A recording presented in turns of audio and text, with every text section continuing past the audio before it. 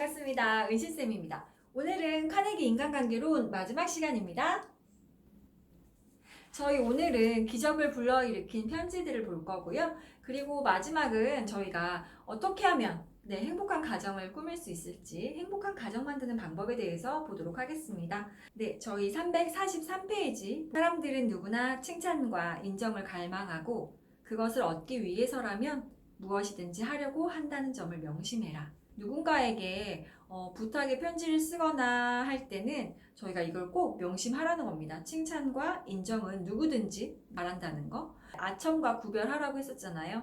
여기에서도 마찬가지입니다. 약간 사탕발림의 그런 표현들은 자제하고 정말 존경심을 담아서 내 진심을 담아서 표현하라는 겁니다. 그렇게 이제 편지를 쓰면 상대방이 우리의 마음을 읽을 수가 있고 느낄 수가 있어서 그건 큰 보답으로 저희에게 돌아올 수 있다는 거 명심해 주시면 되고요.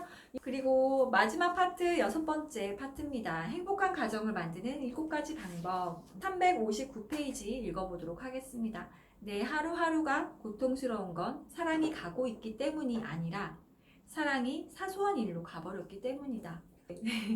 굉장히 좀 슬프네요. 읽으면서도. 사랑이 사소한 일로 가버렸기 때문이다. 그래서 고통스럽다. 근데 어쩔 수 없는 것 같아요. 아무리 사랑해서 정말 결혼한 사람들도 저희 뭐 송송 커플 요새 핫 이슈인데 그렇게 사랑해서 결혼했는데 뭐 불과 1년 8개월 만에 파경을 맞게 되잖아요. 뭔가 처음엔 정말 열정적인 사랑을 하지만 저도 이제 결혼한 지 17년 차 되다 보니까 결혼 생활이라는 건 점점 같이 살면서 부부가 그러니까 소소한 일상들을 같이 하면서 행복을 느끼고 하는 게 정말 결혼 생활이거든요. 평생을 살 건데 잘 살 수 있을지 그 방법에 대해서 한번 나오는데요. 첫 번째 방법 보겠습니다. 결혼 생활의 무덤을 파는 방법. 결혼 생활에 어떻게 무덤을 팔까요, 저희가? 잔소리 하지 말라라는 겁니다, 여러분. 여기에는 저희가 악처가 나옵니다. 3명이나 되는 악처가 나오는데요. 나폴레옹 3세와 결혼한 왕후가 나옵니다. 저희 이름은 유진이 왕후고요. 유진이 왕후는 굉장히 예뻤었나 봐요. 그래서 나폴레옹 3세가 엄청 이제 홀딱 매력에 빠져가지고 처음에는 엄청 사랑했죠. 미천할 수 있는 그런 백작의 딸이었는데 그래도 상관없다. 그녀가 보여주는 위엄, 젊음, 매력, 아름다움이 나에겐 참된 행복을 맛보게 해준다 하면서 굉장히 이제 나폴레옹 3세는 유진이 왕후에게 사랑과 존경의 표현을 합니다. 그랬었는데 유진이 왕후는 뒤에 보시면 굉장히 질투의 화신이었었나 봐요. 그래서 되게 의심하고 이제 나폴레옹 3세가 어디를 가든지 혼자 있고 싶다고 해도 막 그걸 되게 무시하고 어디든지 따라가고 국정회의를 하는데도 막 따라가고 이런 식으로 굉장히 나폴레옹 3세의 약간 스토커처럼 따라다녔었나 봐요. 그러면서 나폴레옹 3세에게 온갖 잔소리를 퍼붓고 욕설까지도 했다고 합니다. 언니한테 막 달려가서 남편 험담을 하고 막 불평을 하고 막 울고불고 난리를 치고 이런 일들이 비일비재했다고 해요. 그래서 나폴레옹 3세가 처음엔 엄청 열렬히 그 왕후를 사랑했지만 나중에는 마음이 변해서 막 부인 몰래 왕후 몰래 막 왕궁을 빠져나가고 그래서 혼자만의 시간을 갖고 때로는 다른 여자도 만나고 막 이랬다고 합니다.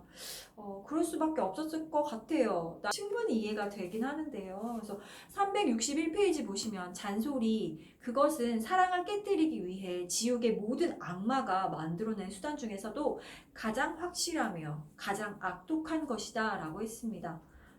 잔소리 정말 무섭네요. 그쵸? 362페이지에는 톨스토이 이야기가 나옵니다. 러시아가 낳은 위대한 소설가 톨스토이 이야기인데요. 굉장히 유명한 악처가 있었습니다. 소피아. 소피아고요. 근데 저희가 이제 보면은 정말 악처였을까? 하는 생각이 들긴 하더라고요. 여기에서는 소피아의 나쁜 점만 나오고 있긴 한데요. 저는 좀 잘 모르겠더라고요. 그래서 제가 톨스토이에 대해서 한번 좀 찾아봤어요. 근데 톨스토이는 굉장히 이제 소피아가 악처였지만 톨스토이 또한 나쁜 남편이었더라고요. 제 생각으로는 그래요. 톨스토이는 34살 때 16살 연하였던 소피아와 결혼을 하게 됩니다. 근데 소피아는 상관없었대요. 왜냐면은 굉장히 자기는 유명한 작가와 결혼하는 게 꿈이었던 거예요, 소피아가. 그래서 오박에 뭐 막 창녀들이랑 놀아나고 막 굉장히 사생활이 조금 좀 문란했었어요, 톨스토이가. 그랬는데도 그런 걸 다 알고도 톨스토이와 결혼을 했더라고요. 우선은 16살 차이나 나는데 결혼을 했고, 그리고 톨스토이와 살면서 27년 동안 16차례 임신을 했고요. 13명의 아이를 낳았다고 합니다. 네, 대단하죠. 13명의 아이를 낳았고, 근데 톨스토이는 절대 아이들은 부인이 키워야 된다. 엄마가 키워야 된다. 그래서 무조건 모유 수유를 해야 된다. 이렇게 해가지고 이제 무조건 이제 그런 양육에 대한 거는 부인한테 맡긴 거죠. 그래서 평생 27년 동안 아이들을 키우면서 이제 이 소피아는 살았던 거예요. 13명의 아이들에게 다 모유 수유를 하면서 정말 남편이 모유 수유 다 해서 키우라고 하니까 또 그 말이 따랐던 거죠. 혼자서 다 키운 거예요. 27년 동안 아이들을. 그런데 안타깝게도 5명이 영양실조로 죽었다고 합니다. 그리고 또 톨스토이가 굉장한 되게 막 악필이었대요. 전쟁과 평화도 이 소피아가 7번이나 필사를 해서 이렇게 책으로 나왔다고 하네요. 이렇게 보면 정말 27년간 헌신해서 아이들을 키우고 남편 뒷바라지 해주고 이랬던 건데 소피아가 왜 여기선 굉장히 악처라고 나올까요? 톨스토이가 부유한 귀족으로 태어났었고 백작이었다고 합니다. 돈도 많았고 엄청 유명한 소설가였으니까 굉장히 부유했겠죠. 네, 부유했는데 나중에 갑자기 톨스토이가 갑자기 말년에 사람이 좀 변합니다. 어떻게 변했냐? 갑자기 재산들을 막 나눠줘요. 네. 노동해방 운동을 하면서 막 자신이 갖고 있던 재산들을 막 농민들에게 다 나눠주는 거예요. 무료로 막 나눠주고. 근데 부인은 이게 무슨 마른 하늘의 날벼락이죠, 정말. 네. 갑자기 톨스토이가 이렇게 바뀌니까 엄청 이제 막 톨스토이한테 막 잔소리를 해댔었나 봐요. 그리고 또 이제 소피아는 조금 사치를 좋아했었대요. 톨스토이가 갖고 있던 명성, 부 이런 것들을 다 사랑했었는데 갑자기 톨스토이가 바뀌어버리니까 와이프 입장에서는 정말 황당하죠. 네, 황당했을 것 같아요. 그래서 굉장히 맨날 잔소리하고 막 폭언하고 막 이런 식으로 막 얘기를 했었고 톨스토이가 82세에 가출을 합니다. 네. 너무 견디다 못해서 와이프가 너무 잔소리를 해대니까 가출을 해요. 가출을 해서 10하루 만에 객사를 하죠. 기차 정거장에서 폐렴에 걸려가지고 죽었어요. 굉장히 마지막에 또 막 그 톨스토이가 이렇게 유언을 남겼다고 합니다. 자신이 있는 곳에 아내가 나타나지 않게 해달라고. 네. 그만큼 철을 싫어했다는 것을 유언으로까지 남겼다고 해요. 소피아가 이제 남편 죽은 거를 이게 다 모두 내 탓이다 약간 이렇게 체념하면서 그런 얘기를 했더니 아이들이 아무도 엄마 말에 아무런 얘기를 안 했대요. 그냥 인정했다고 하면서 그래서 굉장히 여기에서는 소피아를 악처로 그래서 잔소리하지 말라는 두 번째 예시로 나옵니다. 마지막 세 번째 예시로는 링컨의 아내인 메리토드 링컨이 나옵니다. 굉장히 링컨은 저희가 생각할 때 정말 위대한 업적을 남긴 그런 대통령이었잖아요. 근데 그 이면에는 이렇게 악처가 있었다는 거죠. 이제 26살 때 링컨이 사랑한 여자가 있었는데 장티푸스로 죽고 말았습니다. 그래서 링컨이 그것 때문에 굉장히 우울증에 빠지고 굉장히 힘들어 했었대요. 그랬는데 이제 메리토드를 만납니다. 그래서 첫 번째도 이제 결혼식장에 나오지도 않아서 링컨이 오지를 않아서 처음에는 예식도 못하고 이제 이렇게 결혼식을 못했었는데 이 여자가 가가지고 막 쫄르고 막 쫓아가고 해가지고 결론적으로 결혼을 했어요, 링컨이랑. 근데 메리토드가 이렇게 진짜 링컨에게 매달려서 결혼을 했는데 막상 결혼을 해서는 25년 동안 링컨을 쫓아다니면서 그렇게 잔소리를 해댔대요. 막 뭐 등이 굽었다는 둥, 걸음걸이가 이상하다는 둥, 뭐 그러면서 그리고 막 여기 보면 심지어 뭐 코가 뭐 당신 뭐 삐뚤어졌다는 둥, 막 귀도 너무 마음에 들지 않다고 너무 귀가 크다는 둥, 아랫입술이 이렇게 튀어나왔냐는 둥, 뭐 폐병 환자처럼 보인다는 둥, 이런 식으로. 손발은 너무 큰데 왜 이렇게 머리가 작냐는 둥. 약간 정말 말도 안 되는 자기가 이렇게 쫓아다니면서 결혼할 때는 언제고 이렇게 막 링컨을 쫓아다니면서 엄청나게 괴롭힘을 괴롭혔다고 하네요. 링컨을. 네. 정말 싫었을 것 같아요. 366페이지 위에 보시면 굉장히 경악할 만한 일화가 나오는데 막 같이 이제 식사를 하는 도중에 이제 뭔가 마음에 안 든 거죠. 예, 메리토드가. 그래서 링컨한테 막 화를 내면서 갑자기 자기가 마시고 있던 그 뜨거운 커피를 남편 얼굴에 확 끼얹는 그런 일화도 있었습니다. 근데 더군다나 그때 그 상황이 단 둘이 있는 상황도 아니었고 다른 하숙생들도 있었다고 합니다. 그래서 주변이 갑자기 싸해졌는데 링컨은 아무 말도 없이 그냥 가만히 있었다고 하네요. 그래서 옆에서 누군가가 얼굴과 이제 옷을 닦아줬다고 하는 그런 일화가 있었습니다. 이렇게 정말 나폴레옹 3세 그리고 또 톨스토이, 링컨에게는 악처가 있었다는 거고요. 마지막 결론은 그겁니다. 잔소리하지 마라. 그래서 남편들이 집을 나가는 가장 큰 이유는 아내의 잔소리 때문이라고 강조를 합니다. 그래서 여기 마지막 줄에 이 세상 아내들은 잔소리라는 삽으로 조금씩 결혼 생활이라는 걸 무덤을 파고 있다. 그러니 절대 잔소리 하지 마라. 저희 좀 새겨 들어야 될 것 같아요. 하지만 어떻게 보면 저희는 악처만 있는 건 아니잖아요, 솔직히. 나쁜 남편들도 있는데 왜 나쁜 남편들에 대해서는 안 나오는 거죠? 자, 그리고 저희 두 번째로 넘어가 볼게요. 상대방은 절대 바뀌지 않는다. 억지로 그래서 바꾸려 하지 말라는 겁니다. 내 모습을 인정해 주기를 바라면 상대방도 바꾸려 하지 말아야 된다는 겁니다. 그래서 저희가 서로 각자 인정해 줘야 되는 거죠. 그래서 상대방을 억지로 바꾸려 하지 말라는 두 번째 이야기였고요. 세 번째 방법, 이혼으로 가는 지름길. 373페이지 보시면 가정불화의 원인이 전체 결혼의 50% 이상이 상대방의 가슴에 상처를 주는 비난이다 라고 얘기하고 있습니다. 그래서 절대 이제 여기에서는 남편들 아내를 비판하지 말라는 거, 그리고 아이들에게 이제 아이들한테 상처 주는 말, 그런 얘기를 하지 말라는 거.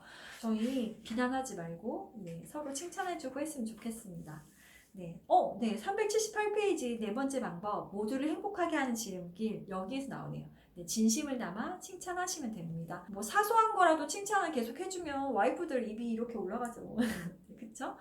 반대로 우리 와이프들도 남편에게 칭찬해주고 서로 칭찬 주고받으면 정말 좋을 것 같아요. 다섯 번째 방법 보도록 하겠습니다. 작은 관심의 가치를 깨달아라. 남편들 왜 꽃을 와이프가 이번에야만 사가느냐, 기념일에만 사느냐, 그거예요. 평소에 아무 때로라도 꽃을 사들고 가는 거죠. 그러면 얼마나 기쁘겠어요. 행복하고. 그런 게 다 행복한 가정 생활을 만드는 방법이라는 거고요. 여기 보시면 가정 불화가 생기는 원인은 되게 사소한 일에서 발견된다고 합니다. 저희들 이렇게 사소한 것에도 관심을 갖고 잘 챙겨주라는 거. 행복해지기 위해서는 노력해야 돼요. 서로 정말 같이 노력해야 돼요. 그래서 작은 관심을 가져주시면 되고요. 여섯 번째, 행복을 원한다면 잊지 말아야 할 점, 예의를 갖춰야 된다는 겁니다. 388페이지 중간에 보시면 이런 말이 있습니다. 결혼 생활에서 예의는 자동차의 윤활유 같은 역할을 한다. 잘 돌아가게끔 저희가 윤활제, 서로 이제 상처 주는 말들 하지 말고, 그쵸?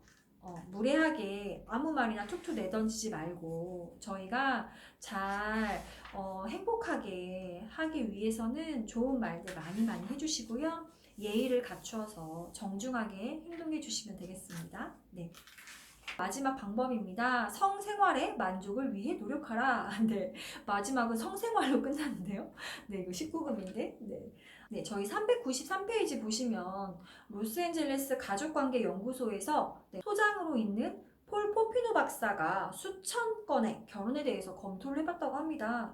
그랬는데 약간 결혼 생활에 실패한 사람들의 원인이 뭔가 해봤더니 4가지가 나오는데 첫 번째가 성적 부조화였고요. 두 번째가 여가 활동에 관한 의견 불일치, 세 번째 경제적 곤란, 네 번째가 심신 이상이었습니다.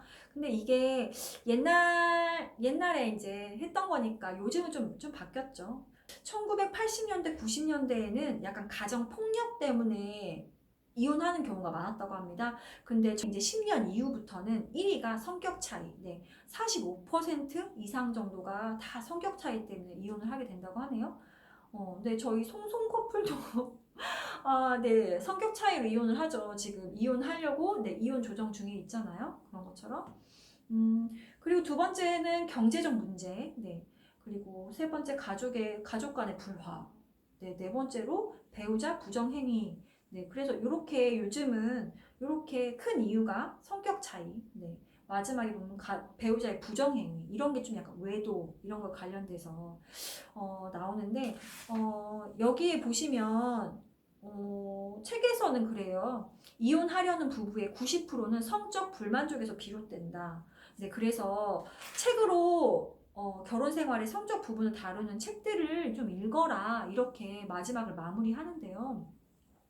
근데 이거는 좀 과거 옛날이잖아요. 요즘은 뭐 많이 미디어도 많이 발달했고 책뿐만 아니라 요새는 책으로 보나요? 네, 그냥 딱 틀면 다 나오는데 그래서 많이 이제 성적 불만에 대해서는 좀 약간 이제 이렇게까지 책까지 보실 필요는 없지만 서로 부부간에 어떻게 하면 서로 네, 행복할 수 있을지에 대해서 솔직하게 대화하는 시간을 가져보고 약간 서로 만족스러운 네, 생활을 위해서 각자 이제 나름 공부도 해보고 하는 방법은 정말 좋을 것 같아요. 이제 이렇게 행복한 가정 만드는 7가지 방법에 대해서 397페이지의 마지막으로 7가지를 정리합니다. 첫 번째로는 잔소리하지 말라. 두 번째, 상대방을 억지로 바꾸려고 하지 말라. 세 번째, 비난하지 말라. 네 번째, 진심을 담아 칭찬하라. 다섯 번째, 작은 관심을 보여라. 여섯 번째, 예의를 갖추어서 정중하게 행동하라. 마지막 7번째, 결혼 생활의 성적인 부분을 다룬 좋은 책들을 읽어라. 이렇게 마무리됩니다. 네, 여러분 이렇게 하면 정말 행복한 가정을 만들 수 있을 것 같아요.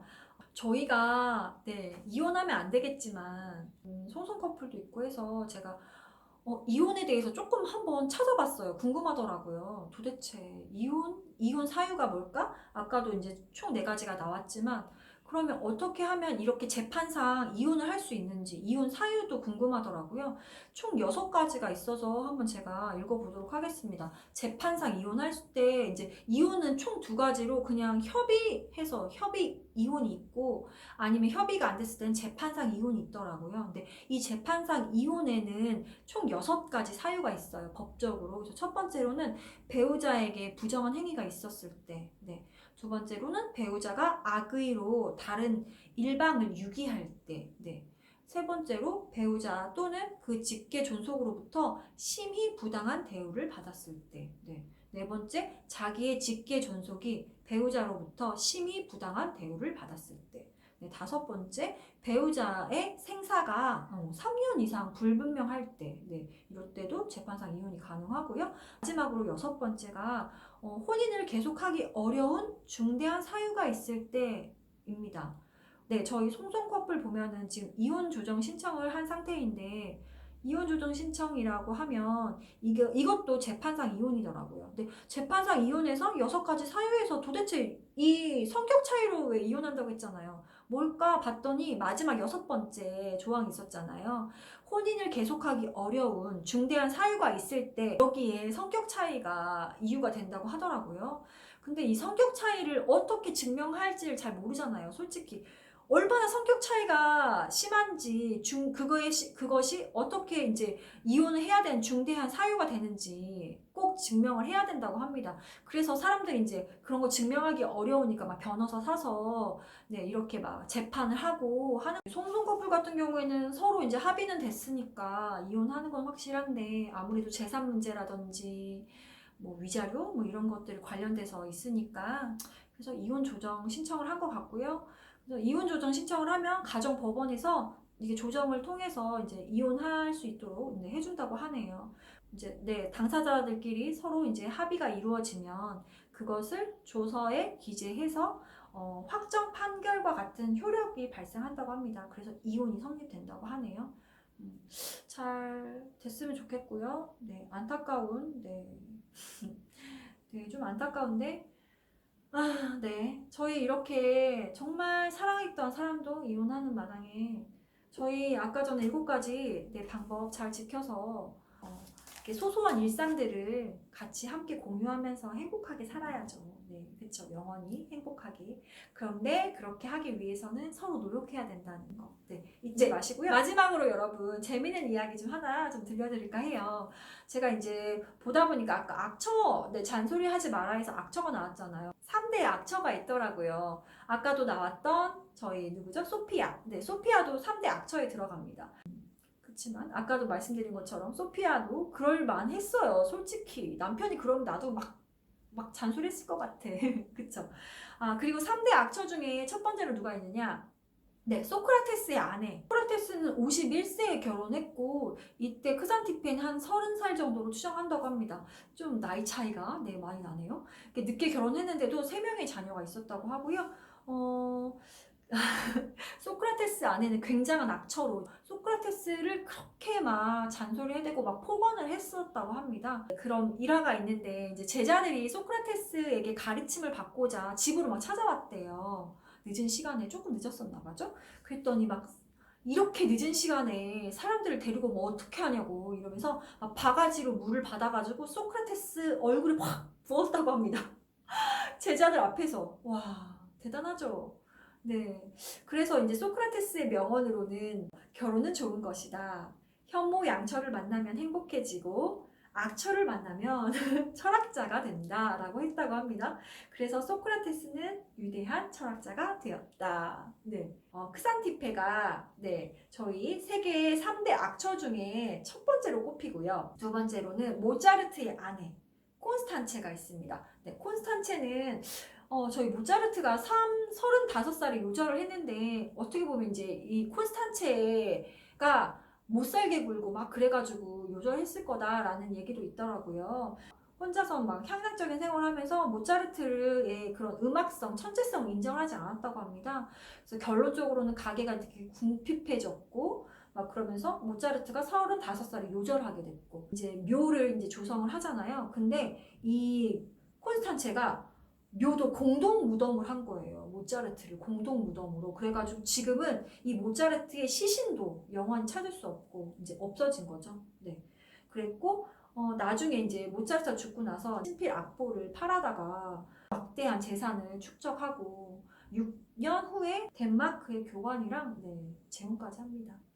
네, 콘스탄체는 정말 네, 악처였네요. 네, 저희 3대 악처까지 한번 이제 제가 말씀드려봤는데요. 어떻게 조금 재밌으셨나요, 오늘은? 약간 책만 너무 읽는 게 아닌가 싶기도 해서 오늘은 좀 재밌는 이야기도 좀 한번 말씀드려봤습니다, 여러분. 네, 저희 행복한 가정 꾸미시고 악처가 되지 말고 네, 남편들 네, 응원해주고 하자고요. 네, 그리고 남편들도 저희 아내한테 잘하셔야 돼요. 네, 잘해야지 우리도 잘하지, 그쵸? 네, 서로 잘하고 서로 존중해주고 칭찬해주고 사랑해주고 표현해주고 네, 저희 가정을 네, 행복하게 꾸릴 수 있도록 해보셨으면 좋겠습니다. 네, 저희 오늘 이 시간 이렇게 마무리하도록 할게요. 다음 이 시간에는 더 재밌는 책으로 한번 여러분들 찾아뵙도록 하겠습니다. 기대해주세요. 네, 그럼 마지막으로 여러분, 네, 좋아요, 구독 꼭꼭 눌러주세요. 행복하세요.